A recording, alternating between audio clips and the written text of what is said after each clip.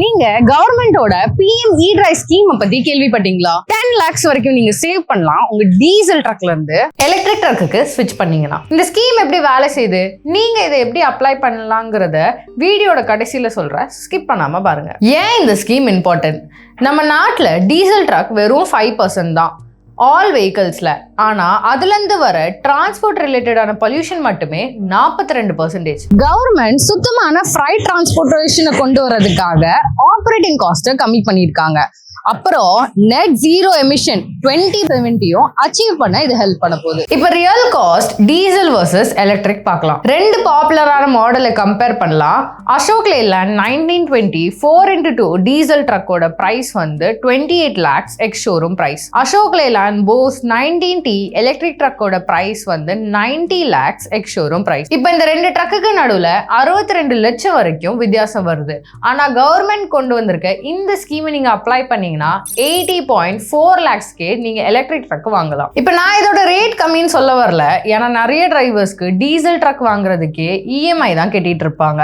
ஆனா உங்ககிட்ட கொஞ்சம் பெட்டரான பிளானிங் இருந்துச்சுன்னா நீங்க இந்த எலக்ட்ரிக் ட்ரக் வச்சு ஸ்மார்ட்டா நிறையவே சேவ் பண்ணலாம். அது எப்படின்னு எக்ஸ்பிளைன் பண்றேன். ஃபர்ஸ்ட் வந்து காஸ்ட் கம்பேரிசன். இப்போ அசோக் லேலண்ட் டீசல் ட்ரக் வந்து 28 lakhs, electric drug incentives apply பண்ண விட்டு 80.40 lakhs வருது. இதுல ஆனுவல் ஃபியூல் காஸ்ட் வந்து 11.40 lakhs வருது. எலக்ட்ரிக் ட்ரக்குக்கு 2,70,000 வரைக்கும் வருது. ஆனுவல் மெயின்டெனன்ஸ் ரிப்பேர் டீசல் ட்ரக்குக்கு 1.50 lakhs வரைக்கும் செலவாகுது. அதுவே எலக்ட்ரிக் ட்ரக்குக்கு 37,500 கிட்ட ஆகுது. இப்போ டோட்டல் ரன்னிங் காஸ்ட் டீசல் ட்ரக்குக்கு 12,90,000 வருது. இதுவே எலக்ட்ரிக் ட்ரக்குக்கு 3,07,500 வரைக்கும் ஆகுது. இப்போ இதுல பெஸ்டான விஷயம் என்னன்னா எலக்ட்ரிக் ட்ரக் வந்து ஜீரோ எமிஷன். இது ஒரு எக்ஸாம்பிளோட புரியலாம். நீங்க உங்க ட்ரக்கை 60,000 கிலோமீட்டர் ஒரு வருஷத்துக்கு ஓட்டுறீங்கன்னா உங்க பெரிய செலவு என்ன? Fuel, maintenance. எலக்ட்ரிக் ட்ரக்குக்கு எலக்ட்ரிசிட்டி ரொம்பவே கம்மி, மெயின்டெனன்ஸ் காஸ்டும் கம்மி தான். டீசல் ட்ரக் மாதிரி அடிக்கடி மெயின்டெனன்ஸ் செலவும் ஆகாது, ரிப்பேர் பண்ண பார்ட்ஸும் கம்மியா தான் இருக்கும். எனக்கு புரியுது, நீங்க கேப்பீங்க டீசல் ட்ரக்கோட பிரைஸும் எலக்ட்ரிக் ட்ரக்கோட பிரைஸும் ஒன்னாமான்ட்டு. ஆனா நீங்க இதுக்கு ஃபியூலுக்கும் மெயின்டெனன்ஸ்க்கும் ஸ்பெண்ட் பண்ற காசை நீங்க வருஷத்துக்கு எலக்ட்ரிக் ட்ரக்ல சேவ் பண்ணலாம். அது எப்படின்னு எக்ஸ்பிளைன் பண்றேன். ரியலிஸ்டிக்கா வச்சு பார்க்கணும்னா ஒரு டீசலோட மைலேஜ் 5 கிலோமீட்டர் per லிட்டர் வச்சு சொல்றேன். ஃபியூல் வந்து 60,000 கிலோமீட்டருக்கு 12,000 லிட்டர்ஸ் தேவைப்படுது. டீசல் பிரைஸ் வந்து 95 rupees per litre average. So diesel ட்ரக்குக்கு ஆனுவல் காஸ்ட் 11,40,000 ஆகுது. மெயின்டெனன்ஸ் 1,50,000. ஸோ ரன்னிங் காஸ்ட் மட்டுமே உங்களுக்கு 12,90,000 வரைக்கும் வருது. இதுவே எலக்ட்ரிக் ட்ரக்குக்கு எனர்ஜி காஸ்ட் வந்து 4.5 rupees. So annual energy cost வந்து உங்களுக்கு 2,70,000 ஆகுது. மெயின்டெனன்ஸ் வந்து உங்களுக்கு 37,500 கிட்ட ஆகுது. ஏன்னா இதுல fewer moving parts and oil கூட நீங்க சேஞ்ச் பண்ண வேண்டாம். அப்ப நான் ரன்னிங் காஸ்ட் மட்டுமே உங்களுக்கு 3,07,500 per இயருக்கு ஆகுது. நீங்க டீசல் ட்ரக்குக்கு பதிலா எலக்ட்ரிக் ட்ரக் ஓட்டுனீங்கன்னா 10 lakhs வரைக்கும் வருஷத்துக்கு நீங்க ஃபியூலும் மெயின்டெனன்ஸ்ல மட்டும் சேவ் பண்ணுவீங்க. இதெல்லாம் நம்புற மாதிரியாங்க இருக்குது.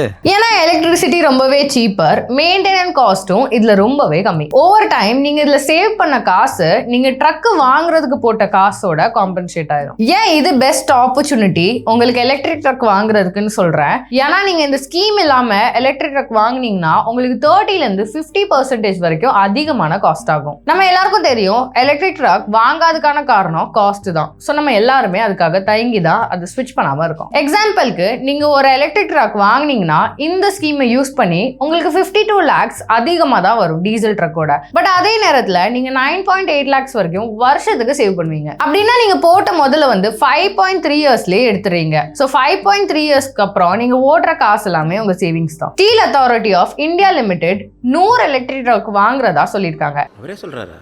Very good very good. இது ஒரு ஸ்ட்ராங் சப்போர்ட் நம்ம இண்டஸ்ட்ரிக்கு. டீசல் காஸ்டும் அதிகமாகுது, ஏர் பொல்யூஷனும் அதிகமா ஆகுறதுனால எலக்ட்ரிக் ட்ரக் வாங்குறது தான் ஒரு ஸ்மார்ட்டான சாய்ஸ், ஃபைனான்சியலி, என்வாயரன்மெண்டலி. இது என்னோட ஒப்பீனியன் தான். நீங்க என்ன நினைக்கிறீங்கன்னு கமெண்ட்ஸ்ல சொல்லுங்க. கவர்மெண்ட் வந்து 100 கோடி ரூபாய் வரைக்கும் 1100 எலக்ட்ரிக் ட்ரக்ஸ்க்காக ஒதுக்கி இருக்காங்க டெல்லிக்காக.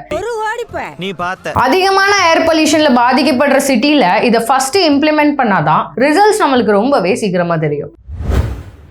அதெல்லாம் ஓகே ஸ்வேதா. இந்த PM E-Drive ஸ்கீம் எப்படி வேலை செய்யுது? 9.6 lakhs வரைக்கும் இன்சென்டிவ்ஸ் தராங்க.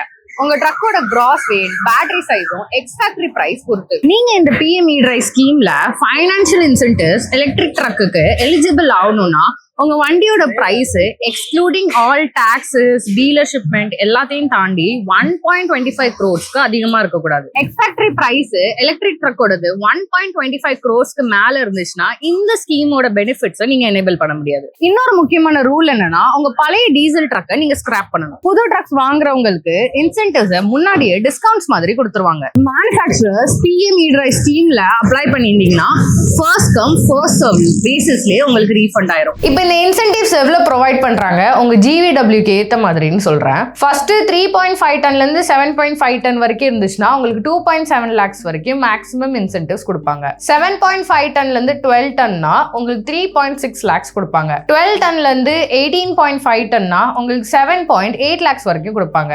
18.5ல இருந்து 35 டன்னா உங்களுக்கு 9.6 lakhs வரைக்கும் இன்சென்டிவ்ஸ் ப்ரொவைட் பண்ணுவாங்க. 35 டன்ல இருந்து 55 டன் வரைக்கும்னா உங்களுக்கு 9.3 lakhs வரைக்கும் கொடுப்பாங்க.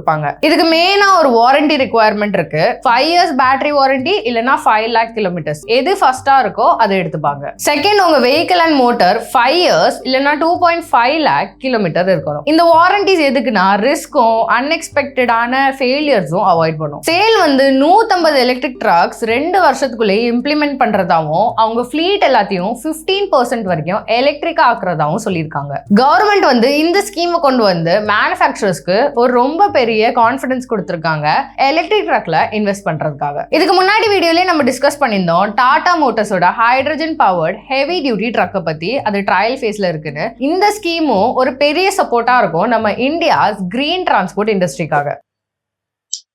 இந்த பிஎம் இ-டிரைவ் ஸ்கீம் வந்து ட்ரக் ஓனர்ஸ்க்கும் டிரான்ஸ்போர்ட்டர்ஸ்க்கும் ஒரு ஃபேண்டாஸ்டிக்கான வாய்ப்பு. கவர்மெண்டோட இன்சென்டிவ்ஸ் ஃபைனான்சியல் ஹெல்ப்னால கிரீனர் ஃபியூச்சர் கண்டிப்பா பார்க்க முடியும். இந்த வீடியோ எப்படி இருக்குன்னு கமெண்ட்ஸ்ல சொல்லுங்க.